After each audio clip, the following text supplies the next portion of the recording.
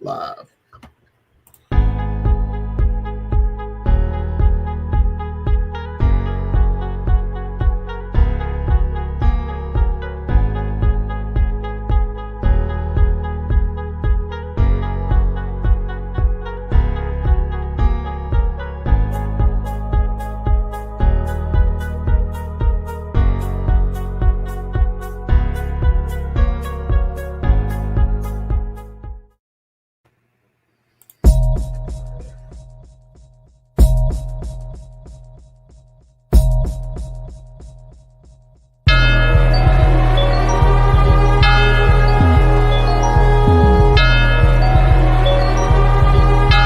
Jello Beats, holla at me.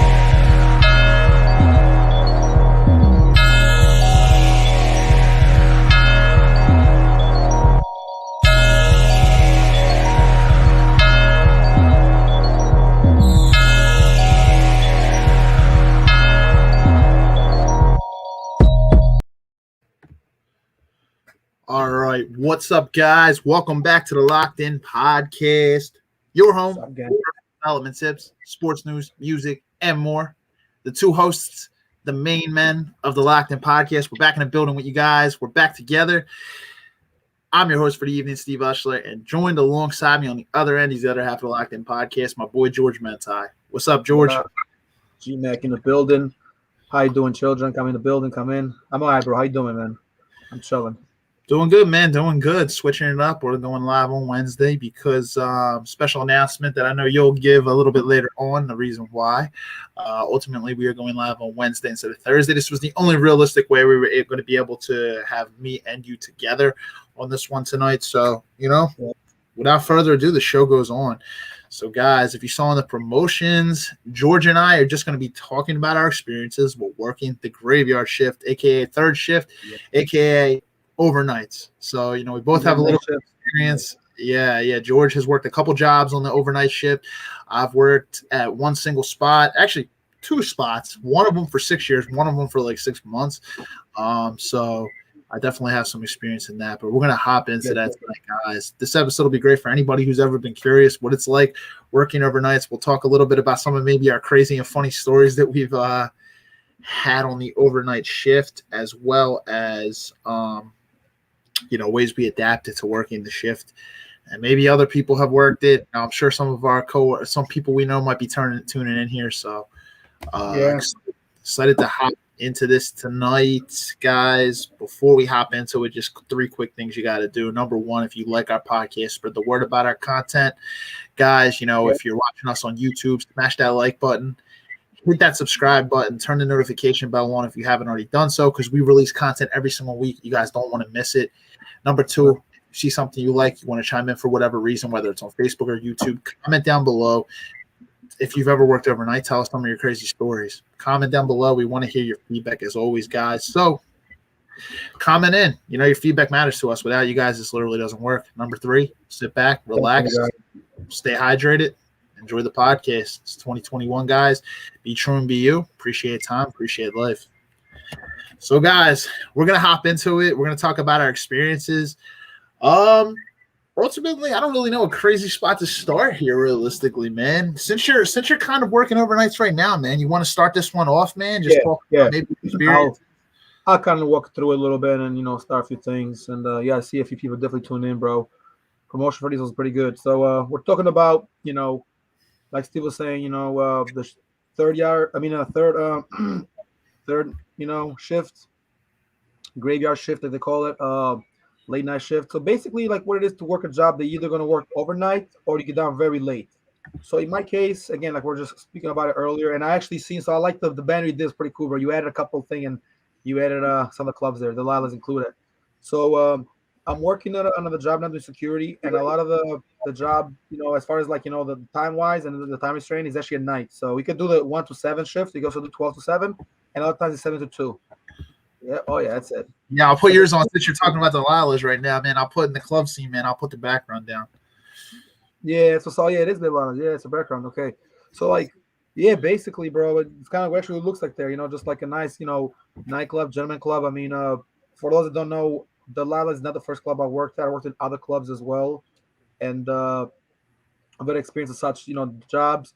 And one thing is always the same. You always going to leave at 2, but you never really leave at 2. You leave at 2:30, 3 o'clock sometimes. It depends how much work you do after you clear the crowd. There's security personnel. I mean, you're going to work in all those clubs. And I mean, I worked in a couple clubs, maybe like 4 or 5 clubs I worked in. So again, I've done this before, and it was very similar. You always leave late. You don't get out of sleep, but the money sometimes compensates for it. It's good, to sort of like get a little experience in those kind of jobs, I would say. You don't sleep during regular hours, man. You're literally your body clock is reversed because you're sleeping when everybody else is waking up. Mm-hmm. Crazy, man. And let me ask you a cool question here, man. What actually got you into Lilas, man? How did it come about that you started working there, my friend? It kind of started like it was kind of like a little by chance. I mean, it was basically one night I went there with 2 buddies of mine and a good friend of mine, who actually I might go visit in a little bit. Actually, hopefully after the podcast is over, I'm gonna give him a call before I head over to the west. And so a buddy of mine was basically, he knew the head of security there, and he's really close to the owners. Just to, right to the point, basically, right to the chase.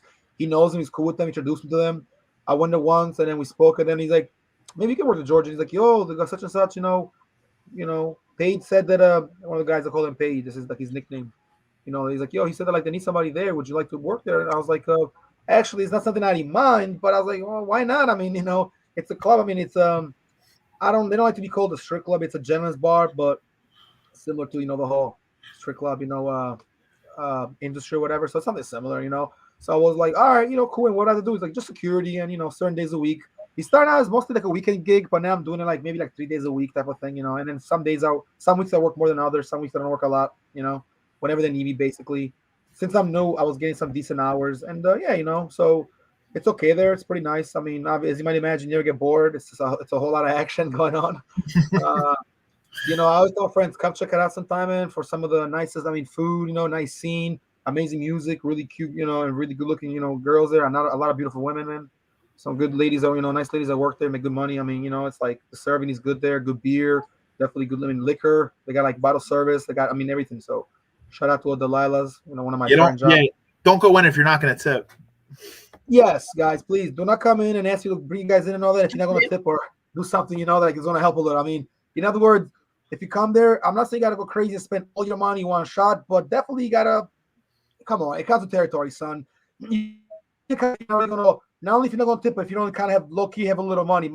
Let me tell you a quick story. I'm not going to say the guy's name, but my boy, he came through yesterday. I find out that he's actually dating one of the girls there, and this dude made it rain, bro. And, I mean, he got a good job now. He used to work, like do like small jobs. Like he used to be a mechanical back in the day and did all kinds of jobs. He got a good job now. But, yeah, he made it rain, bro. They tipped me a little, but obviously, it's like I work there, so, I usually make okay there. But it's like they were throwing money, and I'm helping the girls get all their money up and on. It was like, wow, it's just a lot of, it's a lot of money to come, and make it rain on around it was like damn near 2. It was like 135. I was like, damn. Funny thing is, I seen him and I recognized him, but I couldn't tell if it was him. So I didn't say nothing. I walked around. I was just scouting a little, peeping a little. Then I was like, "Yo, what's going on?" And I was like, "Yo, I feel like I know you, man. I see you somewhere. You don't like you're familiar." He's like, and he's like, "Yo," he's like, "You know me your whole life." He's like, "Yo, who do you?" Yo, dog. He's actually. I'm actually low key cool with his sister, but I'm cool with him, and I kind of grew up with him. But I'm like 3 or 4 years older than him.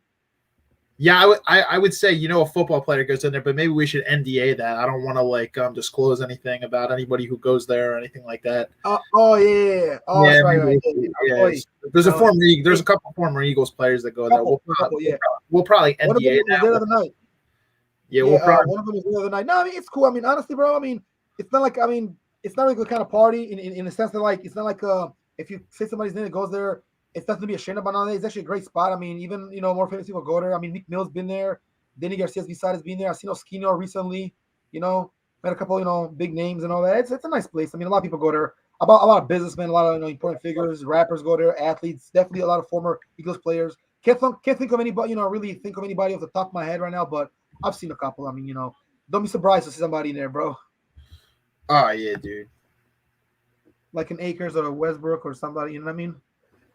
Oh, absolutely, man. I mean, and it's cool. Like I said, these guys are not hiding for nobody. They just want to be left alone. It's like a baseball player. Phillies players, they go to clubs and gym clubs sometimes and just relax, Exactly.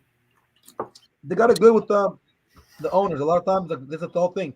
The owners are kind of a little bit in that kind of lifestyle. They know a lot of like the people that like famous people and all that. So it's almost like going to like the Harris in AC, for example. Like you're gonna see. I mean, Fat Joe goes there, Diddy goes there, Fabulous, 50 Cent's been there, Floyd Mayweather's been there, Danny Garcia.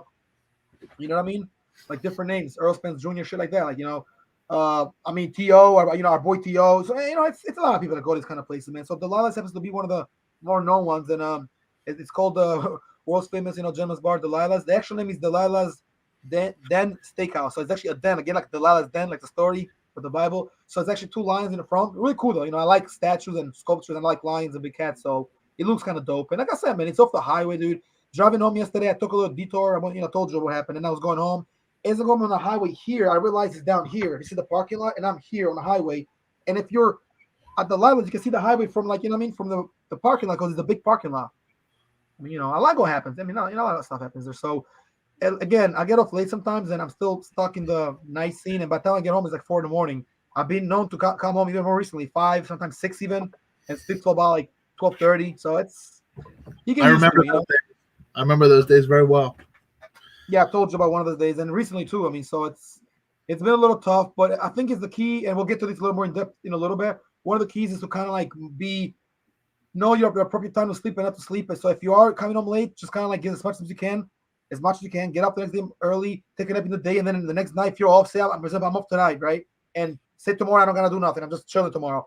Sleep at like 12, try to get up by like 8 or 9. That's decent if you work in a club. Because I mean, if you're gonna get up at 9 and go to work at 7, you're doing 7 to 2 shift.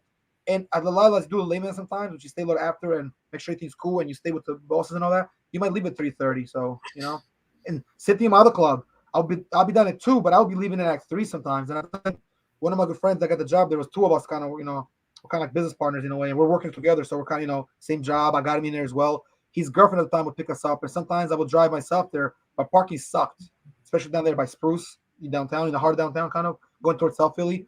And even if parking wasn't hard, it would just be hard to go there. So I would just go to the train, take the train. But then at night, sometimes the night owl runs. Sometimes the train doesn't run at night, so it's another one. It gets tough if you're not driving there, Whereas at the Delilah's, there's a parking lot, so it's actually good. My other jobs haven't had parking lots. Some of them they did the park right in the street. Like I worked at Van Gogh, that was also tough. I worked briefly at a Blue Martini. So you worked at a lot of clubs, man. Yeah. Hang on a second. Let me just close the door. Give me a second. I'll be right here. No problem. Yeah, my overnight jobs have been retail jobs, so Lowe's. Lowe's. Yeah, anybody doesn't know, I worked at Lowe's Home Improvement for 6 years. Anybody out there watching, they know, man. We've had some crazy times at Lowe's. Lowe's has been fun. I worked at the one in Langhorne on Old Lincoln Highway. So I did it all throughout college, and I mainly worked when I first started there, the 9 p.m. till 5:30 in the morning shift. Towards my end of my time there in my last year, we went to 10-hour days, and we worked 4 days a week. So we started working 7 p.m. to 5:30, but we were off 3 days instead of 2. We worked Sunday night into Sunday nights, Monday nights, Tuesday nights, Wednesday nights, Thursday nights, into Friday morning. We were off Saturdays. We were off Friday and Saturday nights. So we all know we had some good times at Lowe's, anybody who watches, but we obviously had some fucking crazy times there as well. We dealt with some dickhead bosses, and the whole nine. Ain't nobody got time for sure, man. Just some crazy ass shit, dude. And I've done some crazy shit at Lowe's. Yeah, H. I don't want to say his name, but I'm talking about our boy. Yeah, you know about that. Well, I mean, because you talking about some stories about the inconveniences and inconsiderate some of those bosses could be. I mean, I don't say bosses are like that either, and either a Lowe's or other jobs you had, but some don't consider it though. Yeah. I will say, obviously, all my bosses, maybe besides one, were all cool. I had 5 bosses when I was there. 4 of them were cool. One of them was a little bit of a dick. Not gonna lie. I'm not gonna mention any names, but honestly, it was a good time. Ultimately, my boy Antonio knows who I'm talking about.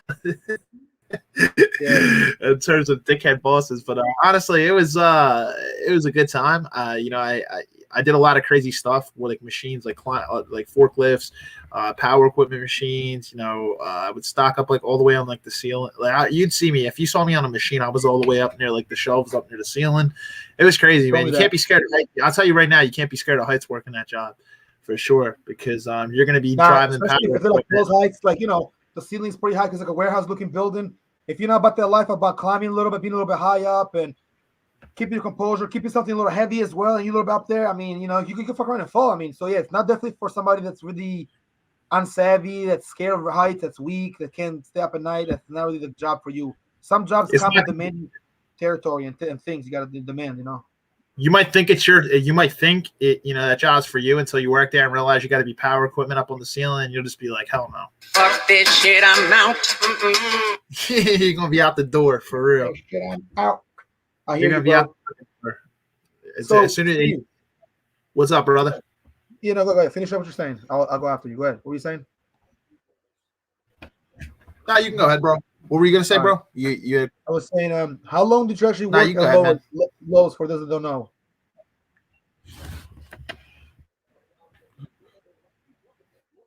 How long did I work at Lowe's? I worked at Lowe's for 6 years. 6 years. Okay, 6 years. Yeah, so you definitely 6 years. know all the ins and outs. And I mean, well, again, Lowe's is a pretty nice, respectable job, bro. At one point, I was going to work there. I think I applied Home Depot. No, what happened is I applied at Lowe's. I didn't get called, but Home Depot, I had somebody in there, but then I got another job, so I kind of abandoned the mission, to go there. But I would have probably got either or. But the Home Depot one I might have got hired because I actually knew an inside person. And that's what it takes with some of these jobs. Inside jobs or inside people will get you hired quicker. That's why I got the job at Delilah's and even at Van Gogh, or even Eye Candy when I worked there for a little bit. Eye Candy was a little different but similar. The boss was introduced to me through a friend. They did some security, but he had a whole team, so they're a contractor. So I mean, again, I've done some real security. I just never really became certified as a contractor. Yeah, for sure. Oh man, so where you worked at Van Gogh, you worked at Delilah's, you worked at Martini, Eye Candy. Late night, man. Right on the top of Van Gogh. No, so what's it like working bottom? What's some crazy stories, man? You deal with any dickheads that were in there, bro? Oh yeah, dude. So all right, let's see. What do you want? What kind of crazy story you want first? It's not even about how many crazy stories. Which one do you want first? Do you want anything from Delilah's or from like Van Gogh and Eye Candy? Like story do you want? Did you ever get in a fist fight? You ever get in a fist fight with anybody? Doing security? Yeah, give me 1 second.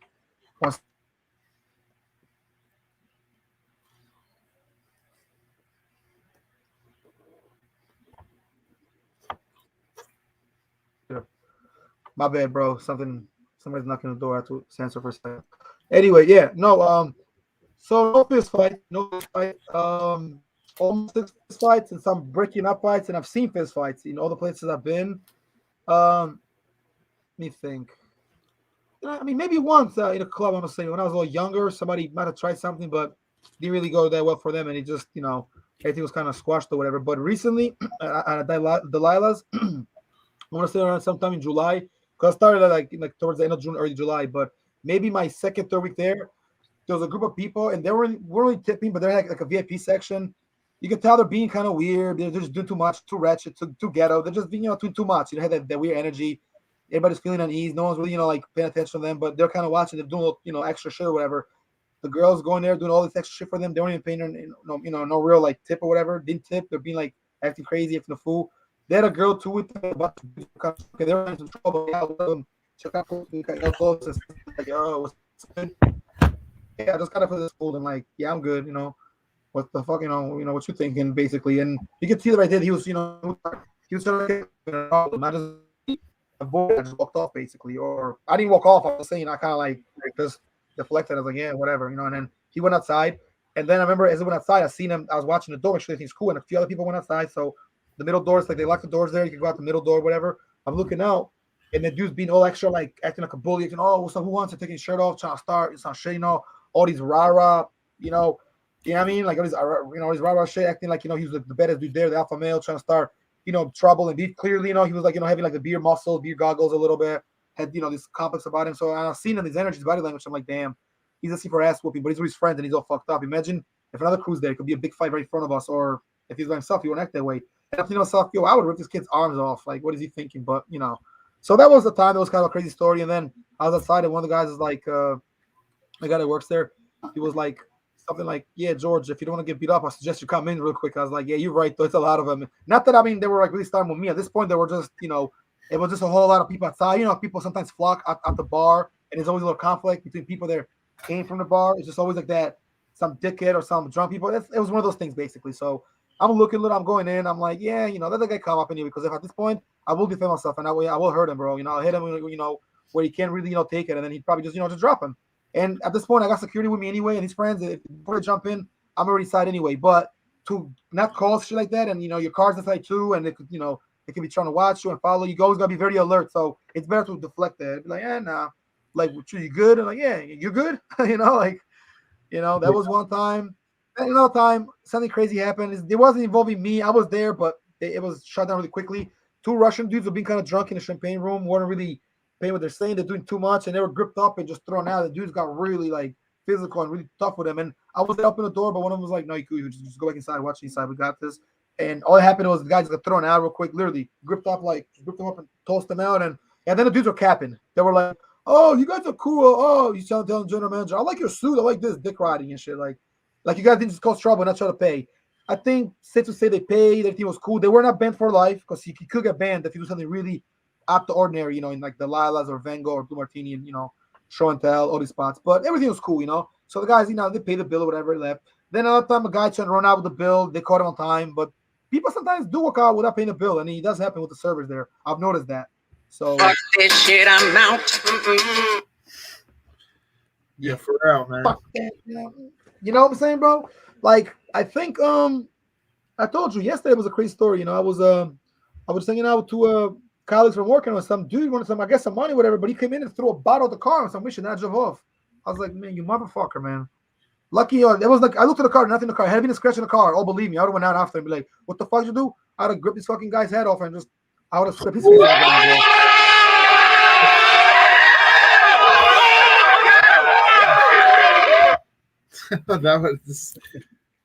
That was funny. Bro. Yeah.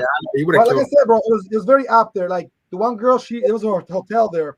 So it was me and another girl lives in West Philly. So we're just chilling, hanging out, smoking, and I don't know. It was like she was saying that like you have to be careful there. I was like, I know, because downtown has a lot of people there. Low-key, just homeless people, just bums, or just people that don't go nowhere, and they just hang out there. And some of them are thieves and drug addicts and corner guys. Some are just going nowhere to go. They're just homeless, lonely guys. Guys that don't go nowhere. To stay, and they stay by the sewers. And we saw some people on the ground laid out, sleeping, like on the floor there. I was like, damn, but the two dudes out too, and then one guy threw that, he disappeared. He walked away because I would have fucked them up. But the one was like, no, chill, bro, chill, come inside. I'm like, all right, fuck it. I'm gonna tell you, like, I'm not fucking bro, I'm a fucking douche, Exactly, man. You gotta be prepared, bro. The city is ruthless, it's crazy. I mean, like, I see shit every day, like all kinds of like stuff. Like, I mean, like people didn't pay something, somebody pissed on the floor, somebody fell, a lady was throwing up, her husband's there.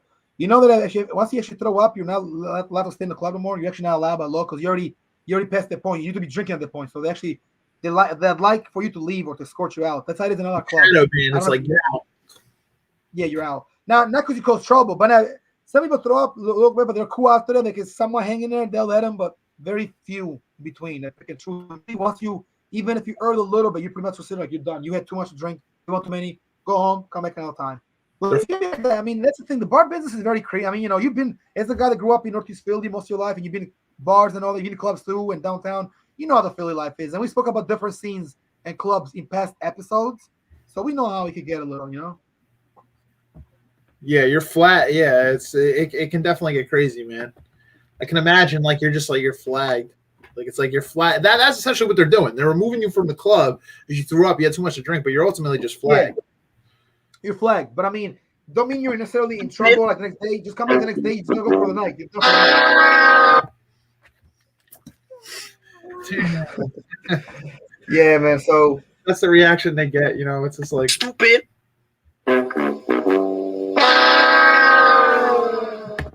that's the problem. Right. I like it, man. It's cool. Hear you on that. So and again, same thing. But even like at Blue Martini, with just a few fights here and there. Some people trying to sneak in ID. Mostly the thing that killed me. Most of the kids trying to sneak in ID, sneaking in back in like 2014, 2013, around those years. You know, like. But I was there like around 2016. But you know, it was a little different. And eye candy, same thing. And I've done the metal detector, but the doorman, you just checking IDs. I've done check that.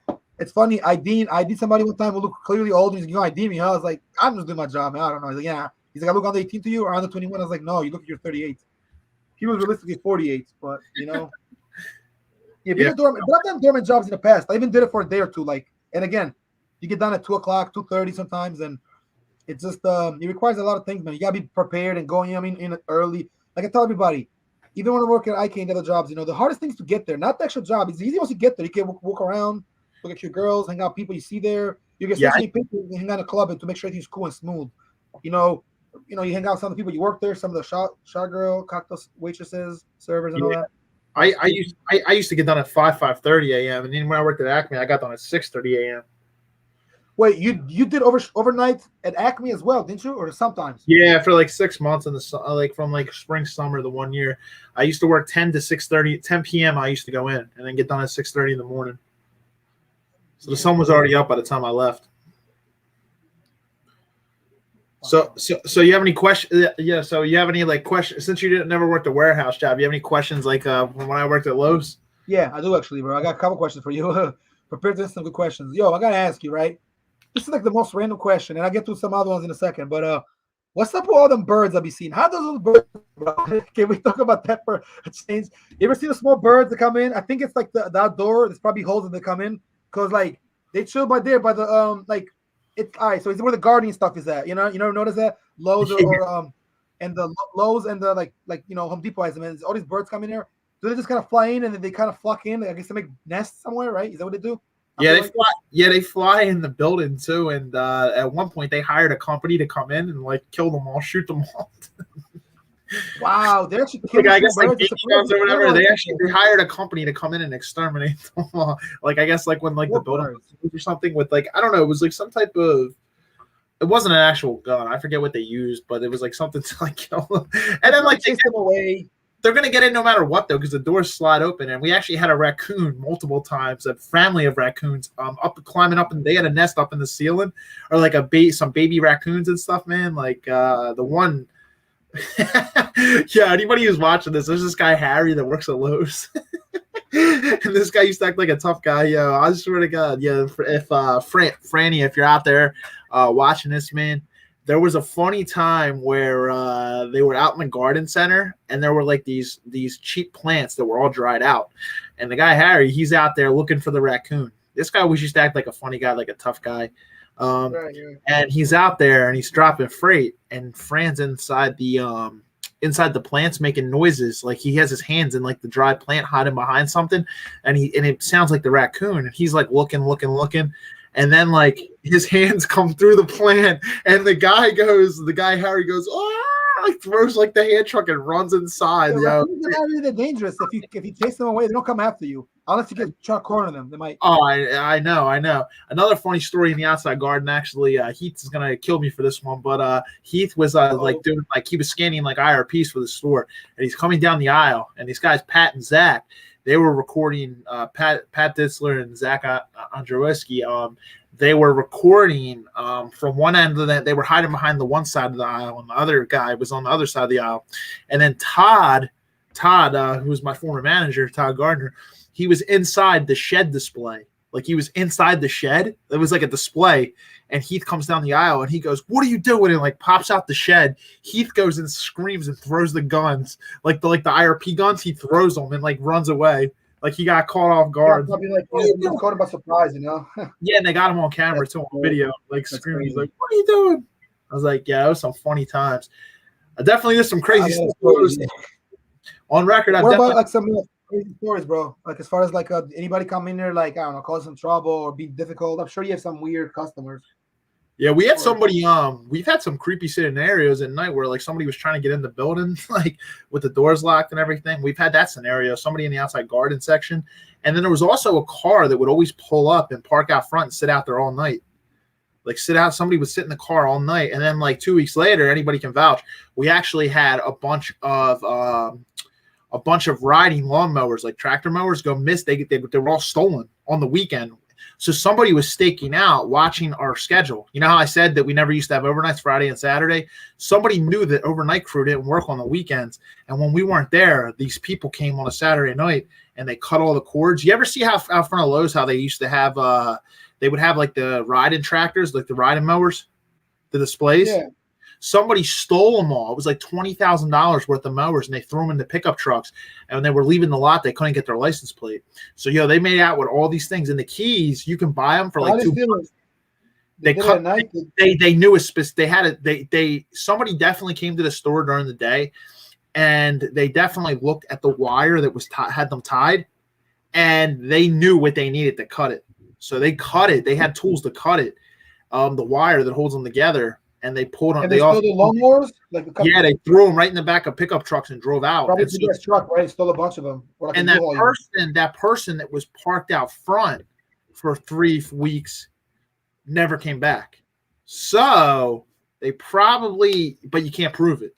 They probably had something to do with them knowing that there was no overnight crew on the weekends. See, now there's an overnight crew 7 days a week there. They rotate. So not everybody works 7 days, but certain people work. They didn't know, right. They figured the one day that there's no crew at night, let's take care of the thing. Yeah, so they came in and swooped and stole $20,000 worth, man. But that was some crazy stories. I'll tell you, I definitely did some OSHA violations there. So I don't work there anymore, so I can probably speak about it. If you don't know what OSHA is, it's the Safety Administration. I've done some crazy stuff. If I was still at Lowe's right now, I wouldn't even talk about this. But there's been times like. One time I was in an aisle and I was all the way up in the air and it was lunchtime and I was working like a couple minutes after lunch. Everybody had gone to lunch, and the battery to an order picker is a machine that has a pallet on the back, and you go all the way up to the ceiling. Literally, this thing will not stop until it hits the ceiling. Like you could literally go up as high as the store ceiling. So if you've ever been in a Lowe's, if you've ever seen the ceiling, I was all the way up stocking something, and the battery is on the bottom of the machine, and I hit like a side stack and knocked the battery loose. So the machine turned off, and I was in the middle of the air, and my phone was charging. So I didn't have my phone up there, and I was yelling, yo, and everybody had gone to lunch. Yo, I could have either sat up there, but instead I undid my harness and I climbed down the shelves. I climbed down the racks, and I plugged the battery back in, and I climbed back up. Like if I would have fell, I probably would have broke my legs. Like I climbed like Spider-Man down the rack. Right? Yeah, I climbed down the racks. There were other times where some of us, we would drive our order pickers over to one another, and then we'd undo the harness and we'd go we'd go sit on the pallets and talk, and we'd like play like music. There's been some crazy times. I wish I had pictures of this stuff, but it's pretty funny. Another time we were doing donuts in the back of the store on the forklifts, and my buddy was Snapchatting me. Oh God, yeah, you guys! I'm gonna say, I was gonna ask you about that. The forklifts have to be like it, bro. You can always climb around. Fucking the real true. I climbed a forklift one time in Lowe's. I was a customer. I don't give me trouble. I was like, man, I'm acting like I'm gonna get something. I just want to climb one of these things. I climbed real quick. No one see me. I came right back down real fast. So I was like, yo, imagine if I fell though. Like, if I was a clumsy guy, I fell, and then then you sue the place. Like, wait, who the fuck is this guy? Look at this fucking asshole. This loser tried to climb up and he fell and he hurt himself. Now he's suing the whole place. Man, I've got so many stories. There's other times outside where there's no cameras. My boy Antonio Duarte, if you're watching this, my brother. Yeah, there was a time when we used to do some crazy stuff. Shout out to Ricky Ricketts, by the way. Mario Ricky Ricketts. Yeah, my boy Ricky Ricketts. What's up, Ricky? What's up, man? I'll give a shout out to all my old coworkers. I'm at the end of this as well. I know some of you guys are probably gonna be watching this. But honestly, man, I had something to stock and we didn't have the order picker outside. So my buddy my boy Antonio, he came in the aisle and he came in with the forklift instead. I didn't have an order picker, and we pushed the forks in, and I stood on the forks, and he went and lifted me up with the box. So I was standing on the freaking forks of the forklift, and he put me in the air to put the thing up. If I would have fell, man, I was like, you're not supposed to stand on the forklift. Like the forks of the forklift, I was standing on them with the box in my hand, and he lifted me up slowly. If he would have jerked it or something, I would have went flying. It's like But this, like a fork. yeah, I trust Imagine them. a fork lifting you. Yo, they got those in construction. The closest I've ever done something like this is actually in construction. I've been in a couple of those things that lift, like the long ones. But at Lowe's, they only go up to the ceiling. But again, it's a warehouse type of setting. So, I mean, it's like if you go all the way up there, you're stuck up there. Imagine in the balloon air that goes all the way up on the top of the ceiling in Lowe's. You need an extra long clip to try to balloon and bring it back down. The balloons that go up in the air with gas? Oh, yeah. The hot air balloons. Hot air balloons, yeah. And then you gotta get a long stick with the tip of it. It's got a little glue, and he goes like this. He hits the balloon and he takes it back down. You gotta go in the air and catch it. And low ceiling, he's like, that thing looks like it's 70 feet in the air. Like, yo, I've seen some crazy scenarios. There's so much I can talk about. I'm just not gonna throw any of my coworkers under the bus who I know who still work. Don't throw them under the bus. Right? No, I know anybody who still works there. I'm not gonna say anything. But they don't open no more. It's all good. But if they still work there, obviously, Yo, doing donuts, man. Donuts with the lumber bunks and stuff in there, man. We've done some crazy stuff. There's it's crazy. And the workload, I was a beast there. I'm not even just tooting my own horn, man. I was a beast. I used to man, on double trucks, I'd knock out 50 something pounds of freight a night, man. And anybody if I ever bring my coworkers on, they'll tell you straight up. They will tell you the amount of freight I used to do. I used to kill it. Like I was a madman. But I had some coworkers that killed it too. I'm not gonna lie. Some of my coworkers were ballers. You would never thought I don't know. I just used to like it, to be honest. I didn't mind it. Overnight kind of sucked when I first started out. Realistically, it took me a little while to get adjusted to a sleep schedule. Then obviously when I went into my career job in finance, it's obviously a day job. It took me 2 weeks to readjust. But working overnight, it's I'll tell you what, it gets a negative stigma, but there's some perks, right? You wake up. Exactly. You wake up at noon, right? But everybody's in work. The majority of people that work the 9 to 5 shifts are in work. So the gym's empty. You can go to grocery stores. You can go to any store, to be honest, and you're not going to deal with the lines and stuff because the majority of people work the 9 to 5 shift, right? They work that first shift. So, you don't really deal with as much traffic or lines and stuff like that. Gym's usually empty midday. There's some benefits. Of working overnight. And guess what? I would say that's one of the things, bro. The way it makes you it makes you actually want to stay up, but then it can give you a perspective I can sleep a little and go this time. Or if you said get up a certain time and have a different type of schedule altogether, you know what I mean? Like if you're gonna do that, sleep from sleep at 6 in the morning to about 12. That's 6 hours. It's not bad. And then after that, you do what you got to do, or even 1. But for me, I have a day job, so I do wake up early. But sometimes I'll take a nap again. I mean, I might get up at 8, and I'll have to sleep at 4:30 in the morning, 5 o'clock.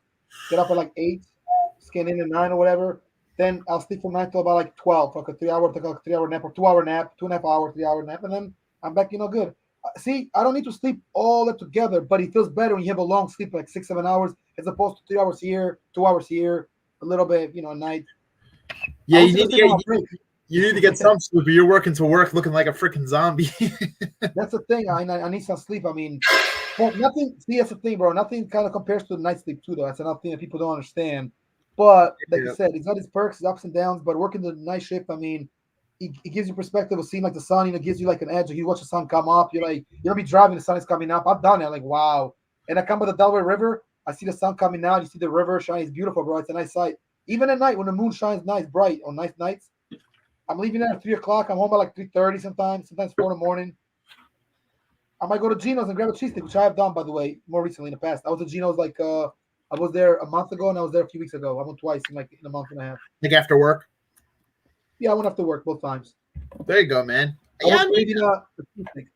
There's a benefit, man. I mean, you feel like you're hustling too because everybody else is sleeping. You're up and you're moving and you're grinding when everybody else. It definitely does, though. It feels like you have an edge. Everybody has to sleep. You're thinking ways to make the next day better, make it count. However, you absolutely sleep, and nothing really beats going to sleep at honestly, bro, going to sleep at 10 or 11 and getting up at 5 in the morning or 9 like you do. I couldn't do 9. That's too soon. I mean, it's almost 9 right now. Yeah. Yeah, I usually try to go to bed by 10 or 11. I mean, the latest I go to bed is midnight, realistically. But I'll say this, man, working overnight, it's just a little bit different. I've known you to be a night owl too, man. So it kind of fits you, man. I've known you to be a night owl. Would you say you're a little bit of a night owl? Yeah. I know you're lot about the nightlife and stuff, man. You're big time, man. You got a lot of connections and stuff. So, man, I know sometimes, man, I'd see you like down at like the clubs and stuff, man. I know you got to connect, man, and like you're definitely a nightlife guy, man. I for sure know that. Yeah, I definitely you can say I'm a nightlife guy. Although I like the day life too, you know. And I'm not always a nightlife guy. I mean, I don't go out all the time. Nah, I actually like staying home and get up early. But right.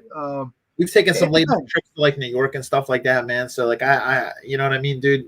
I remember, dude. Like I know this is a little off the record like, from the topic, but man, I remember that one time we were up in New York, and then like we were at Christo's cousin's place, and they were going out to like the club, and it was like 1:30 in the morning.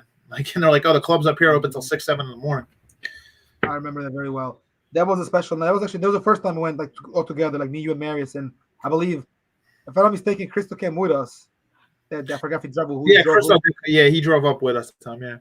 Yeah, I forgot who drove that night. I know that I drove somewhere. I think I must have left I might have parked at his house because I got back late that day. Yeah, I drove up that night, and then the second time we went was Marius. Marius drove up that second time.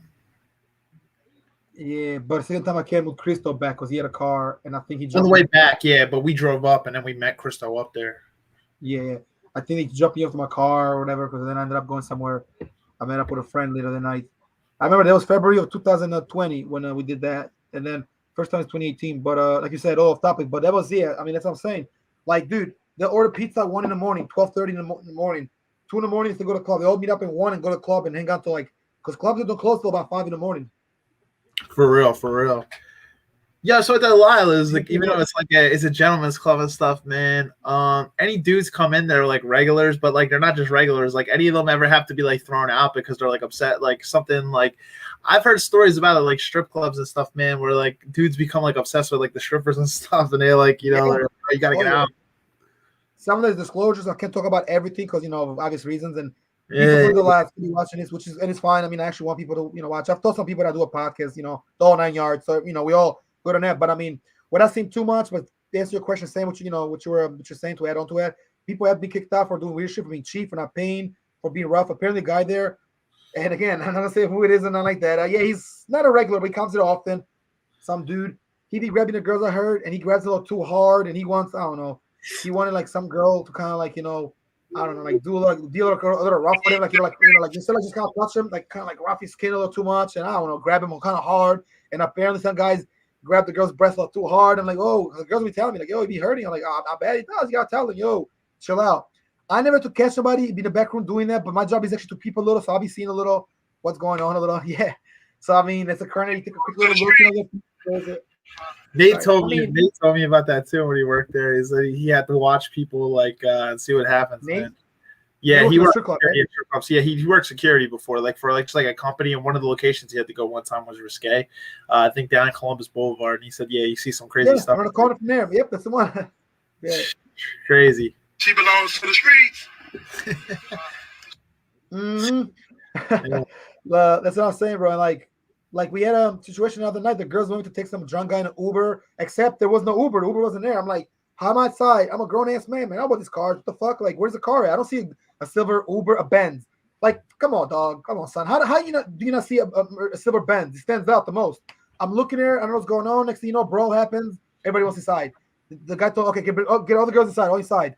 At this point, some girls have left. Mind you, some already left. And we got to be outside with them and walk them to their car, make sure they get there safe and go home. And, they'll tip you sometimes too, and they'll take care of you throughout the night, because the girls that make good money, as do the guys, and some of the servers or some security works there. So I had to put some guy in the car, and he didn't know the car is, and he's going like towards where the brawl happened. I'm like, yo, I'm not going to fucking walk you. Yo, come this way. I'm trying to help you out, dude. You're about to get beat the fuck up, stamped out. You never know what can happen, bro. You walk out, and then you turn the corner, you walk out there. If you get shot there, that's on you now. Now you're out there. Them streets there, it's not safe out there. The whole area there, it gets a little, funny like that. It's been on the news and everything. The old Northern Liberty, because it's between Northern Liberty and downtown. It's right there with the edge. Like you're on Spring Garden at this point. So it's like, nah, bro, it's not sweet up there, dude. You can get caught up out there. You can get mobbed too. You never know.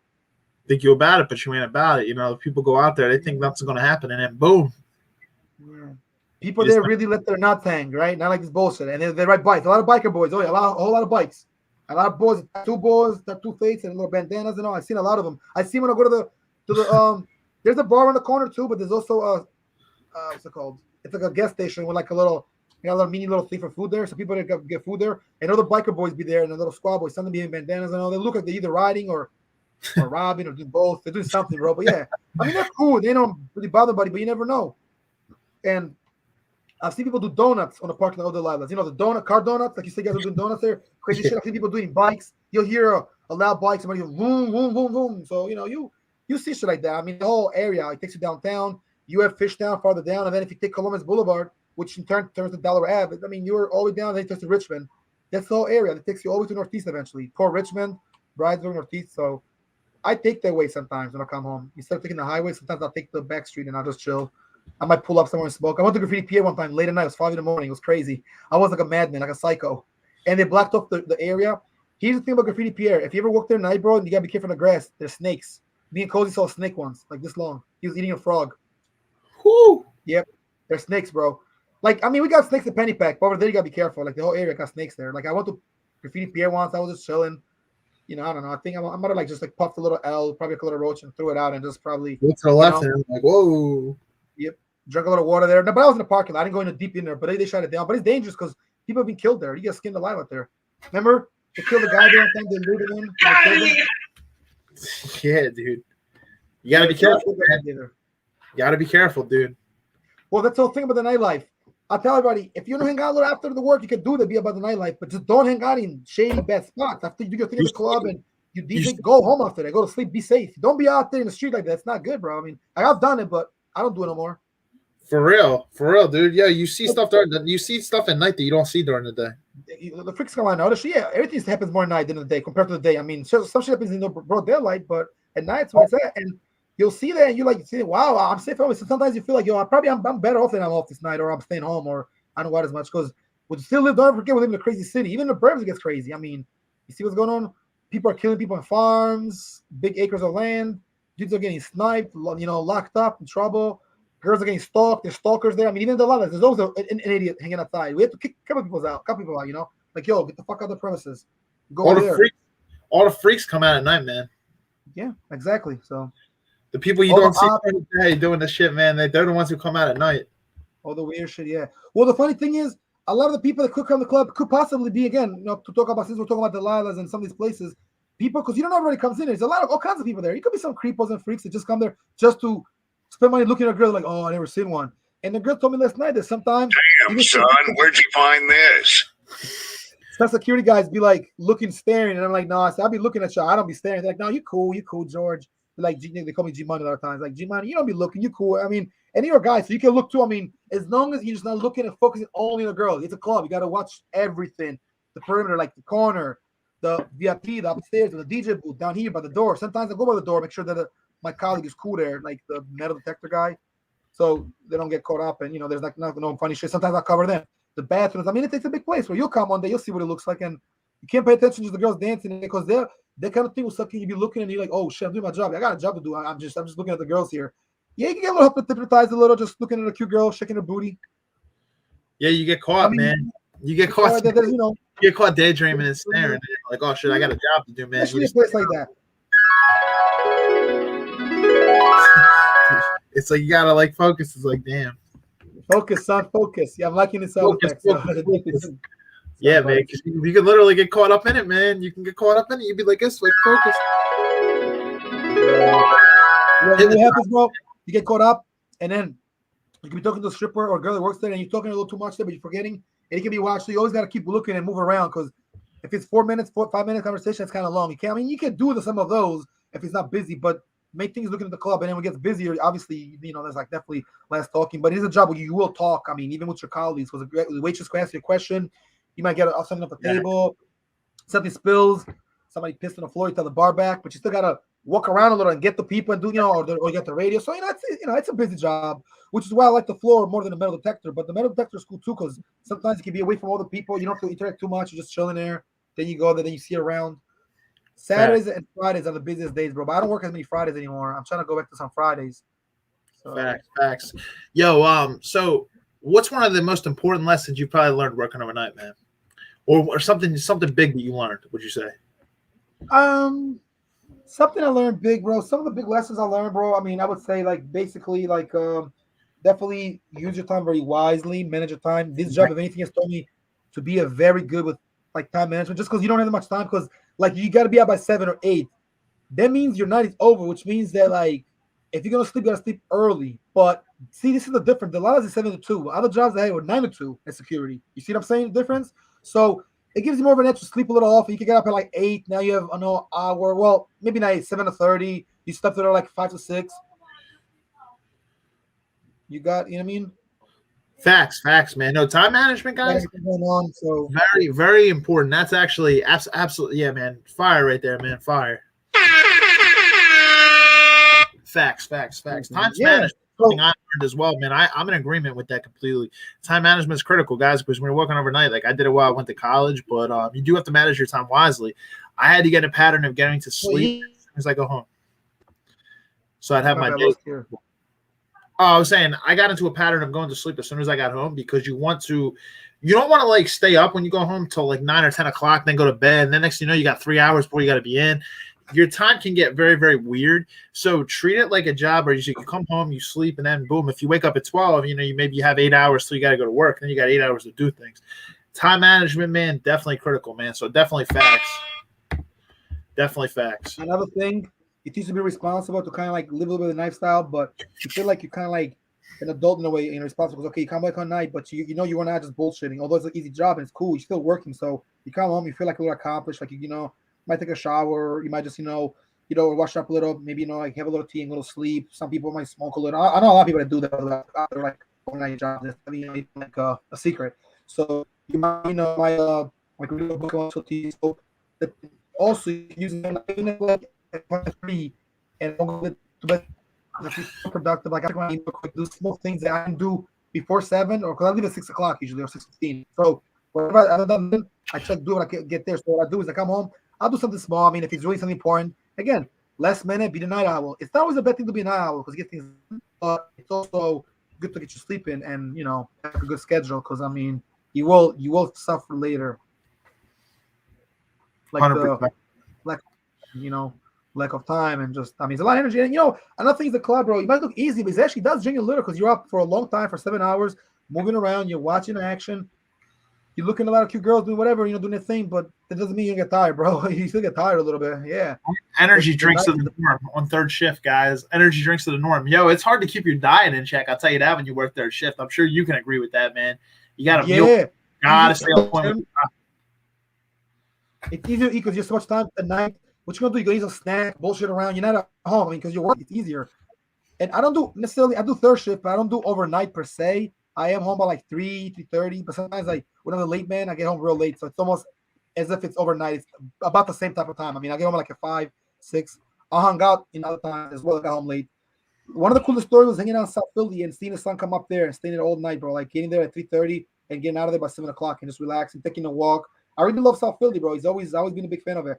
Some of his memories here were for South Philly. I used to go to when I was younger a lot. So I mean, Fishtown, it's one of the heart of Philly. I mean, think about this. Rocky's filmed in like everywhere from downtown to South Philly to parts of North to Port Richmond to the place where he's handing the meat to like the Delaware Schuylkill River Art Museum.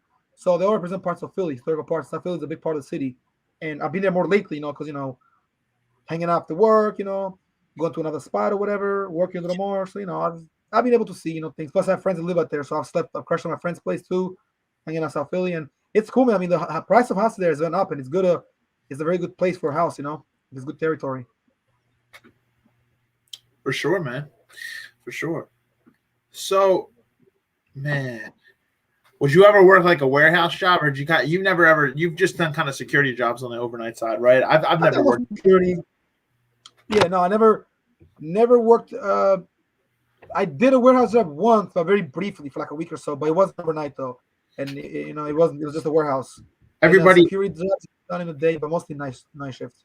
Everybody who works at a warehouse or a grocery store knows that everybody on the day side hates the freaking night shift. They always blame night shift for everything. And always blame the freaking night shift for everything. Yeah. I work on the day side and they're like, oh, night crew. Bro, same thing at PPH when you work in nursing homes, whatever. The day, early morning, morning shift with the evening shift, the Navy shift is like, oh, the morning shift is doing this, and then the day shift or the night shift. The night shift leaves at a certain time. So from then to the next morning, it's wherever they left off. So that's how the day rotates and kind of transitions. And then it's like, so now the early morning, or the morning people are looking at the night people. Oh, well, he left this here. There's not a sponge here. There's no breakfast. Something, caught on fire. These motherfucking It's always things are night here. shift fault. So they blame each other. And I've seen a lot of jobs, even at Post Run. I've seen it in the nursing homes I've worked at or other jobs. Office is a little different because the night shift, it's really 9 to 5 in office Yeah, it's setting. not really a night shift. Rotating jobs, the rotation, they'll argue with each other a lot of times. You did this, they'll blame each other. It happens. I've seen it. You've seen it. Exactly. Fuck this shit, I'm out. Mm-mm. You ever seen any conflict of like people like complaining like night shift or you just heard that? Ever seen anybody arguing? A lot, man. I've seen it a lot, dude. I've seen it with Lowe's. I've seen it with Acme. I've seen it a lot. I've even seen it working on the day side for Acme. I've seen it. Them, they like to bitch about the night crew. It's always the night crew because the night they're like, the night we used to get complaint like. And the funny thing funny thing. I'm not going to mention any of their names, but sometimes day employees had to work overnight. Right? They had to work overnight if like the boss couldn't work. Like say like the boss was off that week or something, they would have to fill in for him, right? Or her. Funny thing was sometimes daytime managers had to stay overnight for a week. Once they started to see how some of us worked, they were like, I'm not going to say anything to this person anymore because it's probably the hardest worker in the goddamn store. Sometimes they would see some of the methods I would work. They couldn't believe. Like the one person was freaking out and panicking because she worked overnight for a week and she's like, oh, you got 50 pallets in your section. I don't know what I'm going to do. I'm going to panic. When she came back out like halfway through the shift and realized I had almost all the freight knocked out, she apologized. She's like, yo, I'm sorry if I ever gave y'all a hard time. I was like, yo, until they see what we do and how hard we worked, they have no clue. But once them daytime managers work overnight, guess what? They get our respect because guess what? Now they realize how much we deal with and how much we do. But I'll tell you what, overnight gets a bad job. Nobody should talk about anybody, Guys, the overnight crew got a bunch of second-class citizens, guys. So, if you have a third shift, you're always blaming them. Maybe they did do some stupid shit. I don't know. But, like, here's the thing. Like, give the overnight the benefit of the doubt because they're not second-class citizens. I know it because I've worked on both sides of it. So, overnight shift, they always get blamed for everything. It's like, throw some respect on it. Boom. Put some respect on their name and appreciate it because, honestly, these guys are working and nobody wants to work. No one wants to work, but they want to make money, but they don't want to sleep. I know. So it's like they're doing their shift, and it's a thing. Don't let somebody for going in because a lot of people don't want to work and they'll give hours to somebody that wants to work. I picked up hours. I've done 4 to 2. I've done 12 hours of this job, 10 hours. I mean, it's good money, but I mean, it takes a lot of time, bro. A whole lot of your time. I mean, it actually takes almost all my time. If you already have noticed that, and we spoke about it, I missed this episode. I might not even be when I come back from Cali, bro. Since I'm leaving tomorrow, guys. For those that don't know, I am leaving California tomorrow for a special event. Something called the Pancrase Hybrid Wrestling. I'll be, doing a show, a seminar, as well as, doing some training and competing as well. And we'll talk about it in a second before the closing ends, but closing credits. So when I come back, bro, I'm going to be doing a Thursday, so there's a possibility we might do another Wednesday for a podcast. I mean, again, it's not going to be a every Wednesday type of thing. It's still going to be a Thursday thing, but I mean, unfortunately, with the way they give me some Thursday, so, but and I need to probably redo my schedule and then get some days off.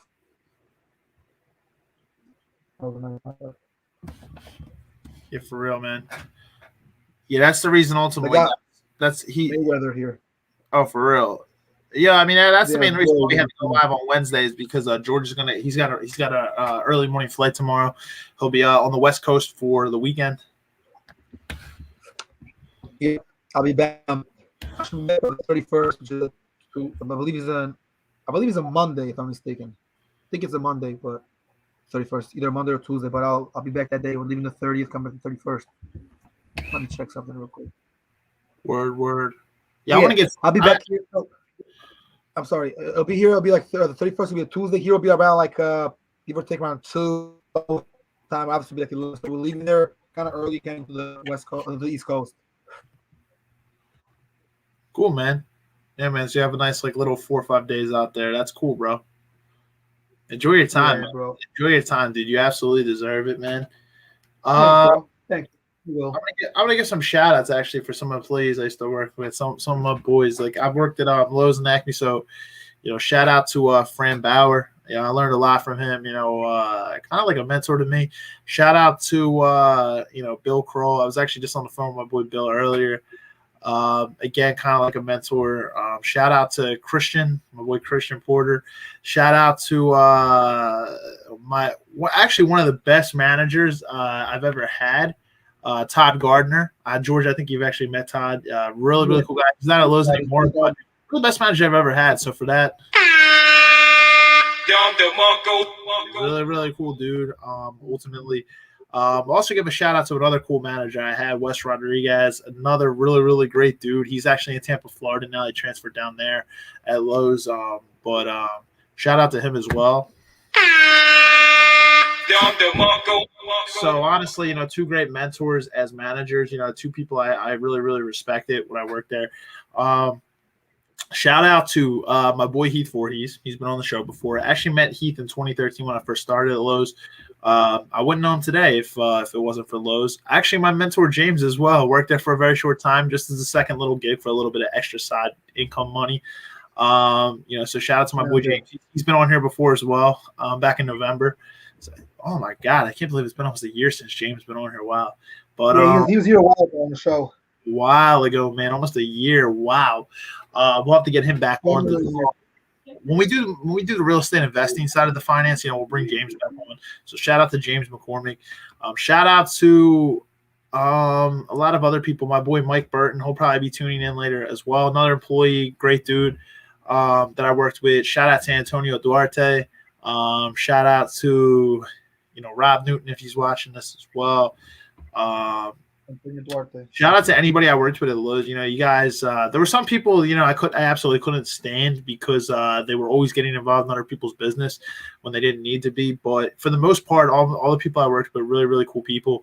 I built a lot of long-lasting friendships and connections. Basically those relationships, they went past the workplace. I don't really think of them as work colleagues, more so friends, but not friends with everybody. Obviously, there were some people that were. I'm going to be blunt with you. They were an absolute pain in my. They were a pain in my ass. I think it's all the jobs, happens. Yeah. No, I mean, especially the hard workers. They were just people that you definitely wouldn't associate out the workplace. They were a pain in the ass. So.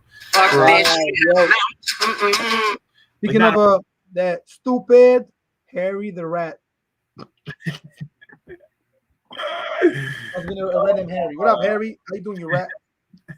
El raton. Stupid.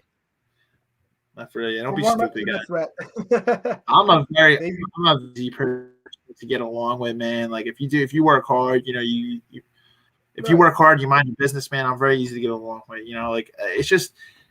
I don't even care. Honestly, there's people that don't even work hard. That doesn't even bother me, to be honest. Whatever. I'm just not going to do your work for you. It's the snitches and people that get involved in other people's business. Well, people are snitching for no reason. Because you should only snitch at least you know how they're going to react. Talk to the person and do it in a way where you're not snitching them, but you're not confront them about doing their job. Or maybe even talk to management, but be like, listen, not snitching. I don't get in trouble. Energy. Yo, he did this. And you're pointing the finger. That's that, That's that work snitch shit, but we all seen it. If you never seen a work snitch in a situation like that, like Harry the Rat, that means you never worked nowhere. Because every job got a work snitch. Can we agree on this? Almost every job got somebody's talking whisper. Spread whispers. Everybody has it, man. We know this, dude. Every place has a rat. And actually, check out our quote of the week actually this week, guys. There's a quote of the week. It was just posted today, actually. It hits on gossiping. Gossiping not only, brings negative complications because, you don't know how that's affecting the person you're gossiping about, guys. Don't gossip about other people. Don't talk shit behind people's back. If you have an issue with somebody, confront them as a man, confront them, even as a woman, confront them face to face. It doesn't need to be hostile. You had an issue with someone, talk to them face to face. The gossip stuff behind your back, because it not only damages the person you're talking about, it also gives a negative implication of yourself. Let's be real. People don't respect people that gossip and talk shit. I know I don't. And we've all been there. So don't BS and say you haven't. We've all been there. Catch yourself when you're doing it and try to stop it. Because honestly, when you do that, it negatively reflects on yourself. People don't respect gossipers, shit talkers. People don't respect it. So let's be real. Ain't nobody got time for that. Let's be real. Yeah. about that shit talk. But it's good job. Do your job. You know, give everybody, you don't respect everybody. Like I go there, bro. Again, but apparently everybody seems to be okay with me. No problem. Everybody seems to be, you know, on good terms, like me, and you know, it's a stock of hope for. I mean, everything else. I mean, I'm just there to get there, you know, to be all for everybody. Real, man. So, anyway, let me see what we at with this. Okay, yeah, I'm about to actually wrap it up in about a minute or so. Did you? I know you did some shout outs. Did you want to shout out? I mean, as far as the last episode, we had our boy Marius Rafaeli. Yeah, shout out to Marius. You know, we talked about. I freeze up. Yeah, shout out. I think I froze up for a second. Am I frozen still? Hold up, it's kind of frozen up. I'm waiting for you to load. What is going on? Give it a quick minute. You're kind of frozen on the screen. All right, yeah, okay, you're good now. Yeah, shout out to Marius Rafaeli. He came on last episode for episode 45 of the podcast. You know, we talked about the personal finance segment. Part 2, we're going to have many, many more parts. So for that, just want to give a quick shout out to Marius Rafaeli. Shout out, man. How about you, brother? Any shout outs throughout the clubs that you've worked at? I know you've worked at Vango. You're now working at Delilah's. You worked at Eye Candy. Any shout outs along the way? Any mentors or people that helped you grow or great friends that you've met to this day? Not particularly anybody like that. Just a few of my free friends like me. Like, well, shout out to my boy Cozy for giving me the job here. My man Greg was supposed to actually talk to today. Might still call him after this. Shout out to my boy Manny, who's been on the podcast as well, who came in around the time as well, around sometimes James. And just shout out to the Delilah's and the Delilah staff, the Delilah's doll page, my friend Heidi, you know, runs some of those pages, you know, some of the friends, you know, that work there, you know, the Shaw Girls, Heidi, Ray, and Rachel, you know, and Demery. It's a couple of them. It's probably more than that for everybody. Yeah, everybody from all the dancers to, you know, the strippers, the girls, the management. It's a nice place. Definitely check it out, guys. Delilah's Den and the Steakhouse. And yeah, also like shout out to some of my older jobs through the years and the decades. I mean, like Vango, Tony's Place, which is now Chuck Pub, is an Alibi, by the way. Biblos, which is the same owners as Vango. Biblos is on the bottom, Vango's on top.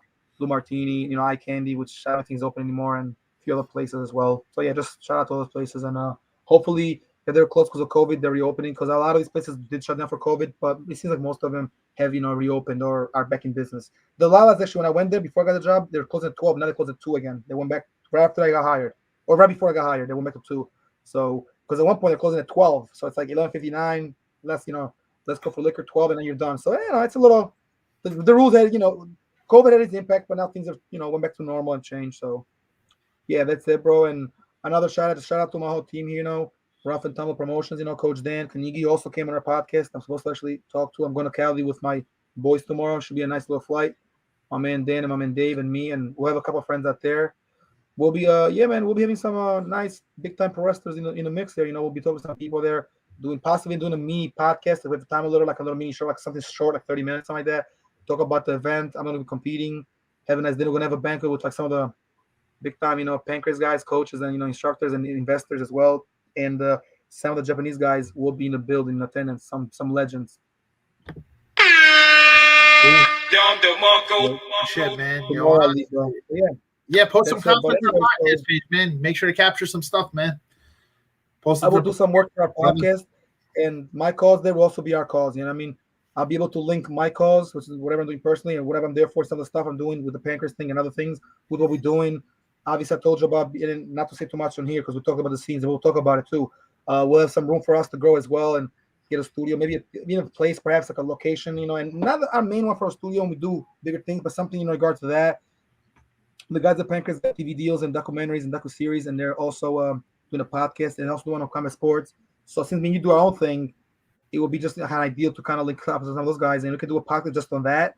And we kind of do a little bit of everything. They talk about specific topics, but don't mean that, you know, like there's ways to combine forces and, you know, get some stuff done. Use some of that stuff for promo. We can use some of ours for their promos. Like I just did a press release for this event, and, you know, again, just the fact that I also have a podcast with True, and, you know, now you're kind of connected to them through me, you're plugged in, and you have some plugs yourself. It helps. I mean, of course, like James, for example, could come to one of our matches. I did Todd when I do the matches in Philly, the MMA/Pancrase/pro wrestling/ some of those, you know, like sort of like hybrid wrestling matches. You know, hybrid wrestling just means that you can do pretty much anything. You can slap, punch, suplex, kick. So it's very similar to like MMA. Just for those that don't really know, that's what it means. You know, you can slap, yeah, you can struggle with this and punch, you can grab, you can throw, you can suplex.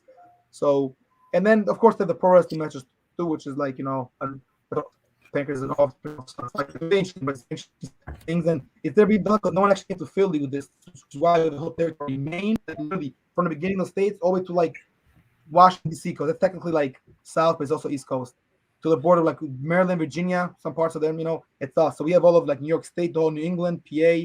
So it's a big territory, dude. I gotta talk to your brother Dylan, bro. Shout out to my boy Dylan, about this because he used to do some pro wrestling. Maybe bring him in for something, That'll be a good opportunity. I talked to him. Yeah, bro. So yeah, that basically it's all I have to say as far as like some of what's going on. We do our last second segment, what's going on with in our respective careers and lives and worlds and all that. And so, yeah, I will text you though, and I'll definitely probably FaceTime you at some point, bro. So we'll see how everything goes. But I'll let you know that we'll talk soon. And, yeah, man, we'll talk behind the scenes, guys. Honestly, as we wrap out, we'll put the little exclude, as we're kind of the little outro to kind of play us out here before we head out. Fuck this shit, I'm out. Fuck this shit, I'm out. No thanks, don't mind me. I'ma just grab my stuff and leave. Yeah. Why does it sound like a mixture between Adele and Anastasia? I think it's Anastasia. It might be the voice, the singer. It might like be a mixture of Adele and like Anastasia. I think it was Anastasia because she got that really deep, nice voice, like that soul voice. Fuck this shit, I'm out.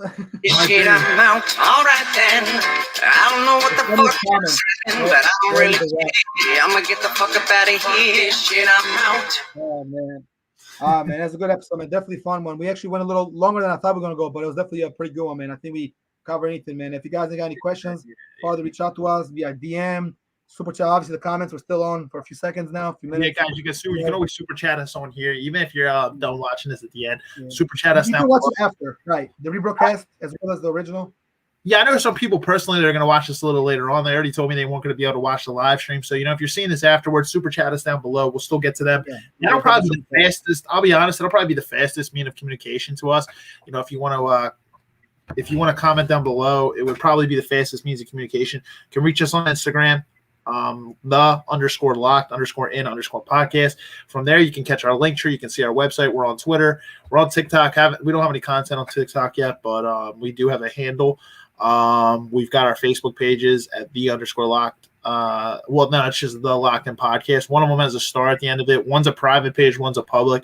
We're trying to kind of shift it mainstream to just public, and we're working on growing our Instagram followers too. So, guys, if you like our shit, please spread the word. Not to be blunt, but just please spread our word about our stuff. We're going to be growing this. We're working behind the scenes to really make this a bigger platform.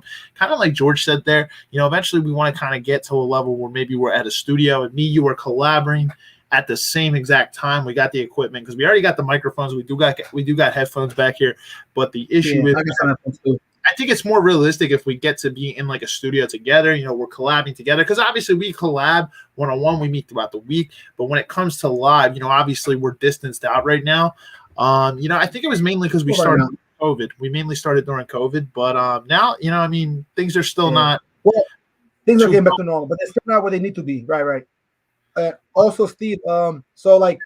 That's true, but here's the thing: this year as well as 2022, sometime next year, I feel like because this year is already. We're kind of heading towards the end of the year slowly. But here's the thing. We'll probably have something as far as studio time soon. And eventually, because, with this type of COVID, and even if it wasn't for COVID, we can still do a show like this. But this is also we're almost like long distance. We're doing that through the screen. When we get, like I said, get a studio going, bro, we're going to look it up. There's so much, like all we need is like a nice little table, a couch or two, something small, bro. It can be done, bro. But of course, you need some money up front to either rent a studio or buy one out. But we'll see because we'll talk to Dan as well. And next week connects with the whole Pancrase MMA. Pancrase Hybrid Wrestling and some of these other stuff. We'll make that happen. And if there's a place for us to go there and possibly rent it every time, we can still do our thing and have our own brand but just do it in their location and then do their own podcast. Say like they do on Thursday. On Tuesday nights we do it Thursday. That's fine. It's about finding like a studio, and then that makes it exciting. Gives you a place to go. You would actually have to go meet me there. We have to meet up there. Boom, do it from studio instead of doing it from home. You would change a lot on the way we do things. It'll actually be more exciting in some ways. And every now and then we can do it from home. Still, this is not going anywhere. So we're still, we can do it in many different methods, man. So yeah, I'm with it. You know, I'm waiting. Yeah. Looking forward to that. Waiting for that. Facts. Cheers. All right, cheers. guys. Yeah, but yeah, bro, I think we covered everything. Things start to just about time to retire for the night. You know, keep it down. Yeah, man. You're gonna be going to bed probably the same time as me tonight, man, since you got that early morning flight. Probably, unless I really just say fuck it, I pull all nighter. But then I'll know I'll be fucking dead tired on the way to the fucking plane. Yeah, especially with the jet lag. Different time zones, brother. You're definitely gonna have the jet lag. So I definitely recommend finish up whatever you got to do for the packing and just hit the hay. You know, there won't be any bars open at that time when you're leaving, so you won't be able to have a little drink before you head out. Or else I would say you could probably just do that and pass right out on the plane. You could probably sleep on the plane. It's probably about a 5-6 hour flight. Yeah, it's about a 5-hour flight. It's about give or take 3 hour difference. We'll get there a certain time. So we're leaving early, but so let's see, 8, let's say like 9, 10, 11, 12, 1. Late, like 1, going on 2 o'clock almost. We'll be getting there. However, say it's 2 o'clock, run off. -3, you'll really be like 11 there. You know what I mean? So that's the thing. Yeah, for sure. Like realistically, it'll be 11 there. And 8:55 means over there, like equivalent to the time we're leaving here in the East Coast, over there, it's gonna be like, that's, you know what I mean? It's 5:55 there. So it's a 3 hour difference. I mean, it's a big thing, you know? So I'll be exhausted, but like I said, I'll call you, man, and we'll make it work. But I'll text you. I'll probably text you before I go on a plane anyway. I'll, send you a chat, or a text message or something. We'll talk, and I'll be inspiring Kelly, but I'll see some new things. I'll definitely post it on our page, probably a few stories as well. I'll make some stuff, work. And yep. Also, the IG page has been picking up a little. A few people actually, some people got requested. We got some requests recently. I don't know if you saw that, but I saw that as well, man. We're growing slowly. You notice he grew by 6 or 7 people, which is not bad for a couple of days. He could grow 7 people. That's like a person a day that added us or followed us. Yeah, a couple a day, yeah, for sure. Yeah, man, we're gonna continue to grow. So, guys, leave your super chats below. DM us on Instagram, Facebook, whatever it is. You can go on the website, our personal website. You can find us on our link tree on our Instagram. You can message us there as well. Guys, we have a lot of different handles, or you can just message me and George personally on our personal Instagram pages or our personal Facebook pages. I think the most efficient way, as I said, to get to us is to hit the super chats below in the comment section of these videos, whether it's on YouTube or Facebook. We're also on Spotify as well. I actually had a couple people inquire about Spotify today with me. I was like, yeah, we're still on Spotify, guys. So you can always check us out on there. We're updated. So, guys, I don't really have anything else tonight, so we went a little bit over the hour, but it's okay. I just want to wish you guys all a great rest of your week and a great night. George, a great night to you as well, man. Glad to be back on here with you after a little absence last week, and safe travels ultimately, man. And we'll touch base when you get to Cali. We'll touch base, bro. Thank you, I appreciate it, bro. I will see you sometime around like September 1st or 2nd, because it's around the time. I'll probably be sleeping one day, come back, but I'll be in touch. It's gonna be going, bro. I'll keep you updated, bro. Definitely check out some, the live streams and stories and all that on IG and Facebook. I'll probably post a few things, and let's do it, bro. Be the best and fuck the rest, bro. Let's keep the dream alive. Be true and be you. Appreciate time, appreciate life. All right, guys. With that, definitely. All right. On out of here. Peace, guys. Have a great rest of the weekend, and all right, bro. We'll talk to you soon. Good night, guys. Good night, guys. Good night, man.